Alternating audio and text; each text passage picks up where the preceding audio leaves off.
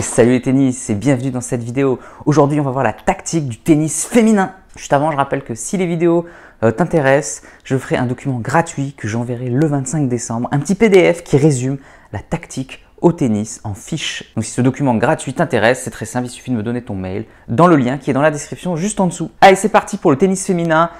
En tout cas, chez les professionnels, on observe que le tennis féminin et le tennis masculin n'est pas tout à fait le même. Les schémas tactiques sont vraiment différents. Et j'ai toujours affirmé que le tennis féminin imitait le tennis masculin et avait juste un peu de retard. Ce qui n'était pas vrai d'ailleurs parce qu'il y avait à l'époque 90, même 80, Navratilova, Chris Evert. Il y avait une diversification du jeu qui n'était pas du tout stéréotypée. Et finalement, le tennis féminin n'avait rien à envier au tennis masculin. Les Navratilova, les Evert ont produit des matchs mais incroyables. Il y avait Graf ensuite qui est arrivé. Bref, c'était quand même un âge d'or incroyable pour la variété des styles de jeu et des schémas tactiques. Dans les années 80, il y a eu les gros serveurs qui ont commencé à arriver sur le circuit. Dans les années 90, c'était la puissance brute. Et on a vu à peu près, après les années 2000, il y a les Williams qui sont arrivés, qui commençaient à dominer tout le monde par leur puissance. Et je me suis dit que ça suivait l'évolution du tennis masculin. Et à ce moment-là, le tennis masculin, lui, est devenu beaucoup plus complet, avec Federer qui chopait. Il y avait beaucoup de serveurs volleyeurs. Bref, il y avait une grande variété de jeux. Il y avait des lifters, les Espagnols, sur terre battue, etc. Il y avait une grande variété de jeux. Et c'est l'arrivée aussi des joueuses comme Justine Henin, etc. Et moi, je m'étais toujours dit, en fait, le tennis féminin suit le tennis masculin avec quelques années de retard, tout simplement. Et j'ai toujours affirmé ça dans tous mes cours, depuis toujours. Et je me rends compte aujourd'hui que je pense que j'ai tort. Je pense que je me suis trompé parce que depuis 10 ans, le tennis masculin revient vers une homogénéisation du jeu. Et les filles n'ont finalement pas suivi le côté masculin et sont renforcées dans leur schéma tactique de frapper fort, frapper à plat, etc. On va vers un jeu un peu stéréotypé. Et du coup, ça a contredit mes croyances. Le tennis féminin suit ses propres caractéristiques et je vais expliquer des hypothèses de pourquoi est-ce que ça suit leur propre évolution. Alors, les hypothèses qui sont avancées par les plus grands experts, première chose, évidemment, ce sont les caractéristiques physiques. Effectivement, les femmes de moyenne sont plus petites que les hommes, donc elles ont une hauteur de frappe qui est inférieure aux hommes. Donc, pour le service, c'est beaucoup plus compliqué de trouver des angles, c'est beaucoup plus compliqué de trouver des aces. C'est beaucoup plus compliqué en termes de puissance, etc. Et évidemment, il y a la puissance musculaire du coup qui rentre en jeu, comme elles sont plus petites et avec un peu moins de puissance. Du coup, c'est plus difficile pour faire des services kickés, pour mettre des aces, pour jouer que avec son coup droit en étant 4 mètres derrière. Donc du coup, les caractéristiques physiques ont une incidence sur le jeu. À l'instar des petits joueurs qui sont sur le circuit, le tennis féminin a tendance à prendre tôt pour utiliser la puissance adverse et jouer beaucoup plus à plat.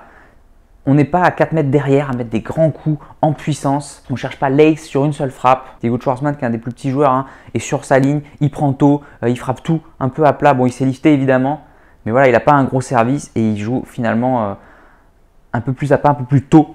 Et ça se rapproche du tennis féminin. Donc peut-être que ce sont les caractéristiques physiques qui font la tactique au tennis. C'est sûr, quand on s'appelle Karlovic, qu'on fait 2,08 m ou John Isner, c'est pas la même chose que quand on fait 1,50 m et qu'on fait 58 kg. Donc on joue avec les armes qu'on a. Et puis deuxième caractéristique historique, évidemment, certes, le matériel, la puissance physique font qu'on va vers un jeu puissant, mais ça n'empêche que depuis 10 ans, il y a le ralentissement des surfaces, l'homogénéisation des surfaces, elles sont toutes plus ou moins identiques, plus ou moins ralenties, j'en parle dans à peu près toutes mes vidéos, parce que moi ça me saoule. Moi j'aimais bien les oppositions de style comme avant, les serveurs volleyeurs, les lifters, maintenant tout le monde a le même jeu un peu ennuyant du fond.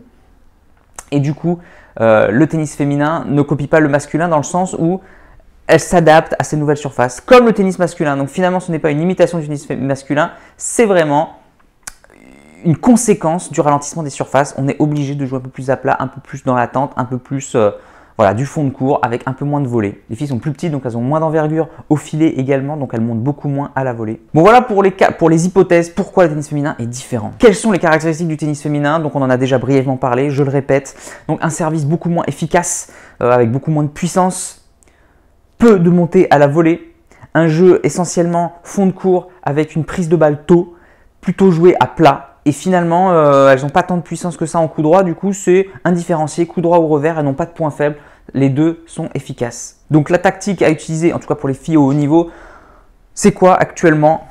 Donc au service, c'est d'essayer de ne pas prendre trop de risques, de jouer plutôt même, donc soit on joue au corps, justement pour éviter que l'autre ait le temps d'avoir une grande amplitude et de frapper fort. On va essayer vraiment de l'empêcher d'avoir de l'amplitude pour pouvoir avoir un retour correct. enfin exploitable ensuite par le serveur, ou sinon sur le T pour pas ouvrir d'angle et essayer de dominer le jeu. L'objectif c'est très simple, c'est de dominer le jeu le plus vite possible, en prenant tôt, en frappant de toutes ses forces. Il n'y a que ça, c'est la première qui attaque qui va gagner. On a moins de déplacement, de vitesse aussi latérale, donc la première qui attaque est souvent la plus efficace, donc c'est celle qui aura le plus de puissance, qui va prendre le plus tôt, sans faire de fautes. Parce qu'évidemment c'est un jeu très risqué où il y a beaucoup de fautes également. Au retour, c'est très simple, c'est de jouer très puissant, soit au centre, soit long, justement pour rétablir l'équilibre et ensuite dominer l'échange. Bon, sauf si vous avez une deuxième balle exploitable, ce qui arrive souvent chez les joueuses aussi. Hein. Bah, du coup, là, on peut attaquer, mettre un grand coup au gagnant, si possible en ligne.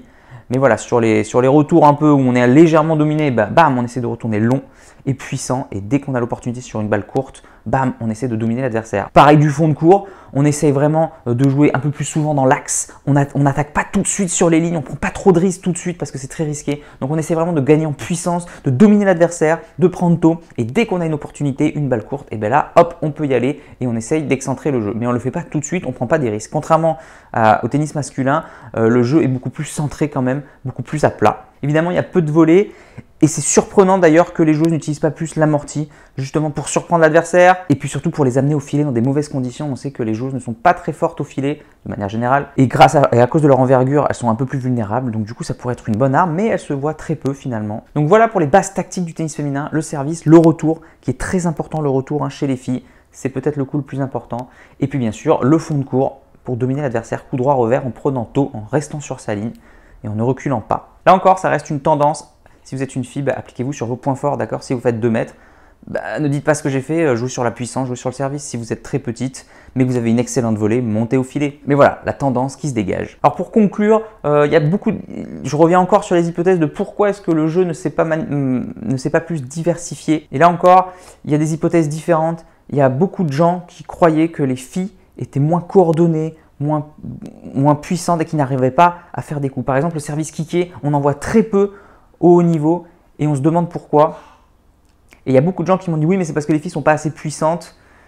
Il y en a d'autres qui m'ont dit oui, mais les filles elles sont pas assez coordonnées. Moi j'ai toujours trouvé que c'était sexiste et que c'était ridicule et que pour moi c'était dans la culture. C'est-à-dire qu'une fille, dès qu'elle est jeune, on lui dit voilà, tu vas frapper comme ça, tu vas frapper fort. Les filles sont beaucoup plus sérieuses entre guillemets que les mecs. En tout cas, quand on leur dit un truc, elles appliquent vraiment à la lettre. Et moi je me suis toujours dit que c'était à cause de ça que c'était stéréotypé, à cause de la culture et qu'on mettait des croyances limitantes aux filles. Si on leur apprenait à kicker dès le début quand elles étaient petites, elles arriveraient à kicker. D'ailleurs, certaines joueuses savent kicker et c'est très efficace. Dans le livre Les fondamentaux tactiques, il explique quand même que le kick est très risqué parce que justement si la balle n'est pas assez puissante, parce que justement on manque un peu de puissance quand on est petit, et bien du coup la balle va être hyper exploitable pour l'adversaire qui va pouvoir attaquer. C'est pour ça qu'elle kick très peu finalement. Parce que c'est un risque. C'est pas qu'elles ne savent pas le faire, c'est parce que c'est un risque trop important et qu'elles privilégient du coup beaucoup plus le slice. Donc voilà une explication. Moi je m'étais toujours demandé pourquoi les joueuses ne kickaient pas et que slicer en deuxième et se faisaient agresser sur le coup droit de l'autre alors qu'elles pouvaient facilement kicker. Je m'étais toujours posé cette question. Voilà tennis, je vous ai tout dit sur le tennis féminin. Alors pour cette vidéo, je me suis appuyé bien sûr sur les fondamentaux tactiques et sur tennis, comment gagner, d'accord, les 2 livres sur la tactique qui parlent du tennis féminin. Donc n'hésitez pas si vous voulez les acheter, je vous mets les liens dans la description si vous voulez passer à la vitesse supérieure tactique ou si vous voulez l'offrir pour Noël. Allez, moi je vous dis à demain pour la prochaine vidéo. N'oubliez pas, allez jouer au tennis, regardez le tennis féminin, progressez et surtout, faites-vous plaisir. Ciao. Si tu es encore là, c'est que soit tu es très motivé, et dans ce cas-là je te félicite, soit que tu aimes ce que je fais. Dans tous les cas, s'il te plaît, laisse un commentaire pour donner ton opinion et soutiens mon travail, soit en partageant les vidéos, c'est important pour l'algorithme, soit en allant sur Tipeee. Tu peux aller encore plus loin en t'abonnant à ma newsletter où je te donnerai plein de conseils. Rien de plus facile. Clique sur le lien dans la description. À bientôt!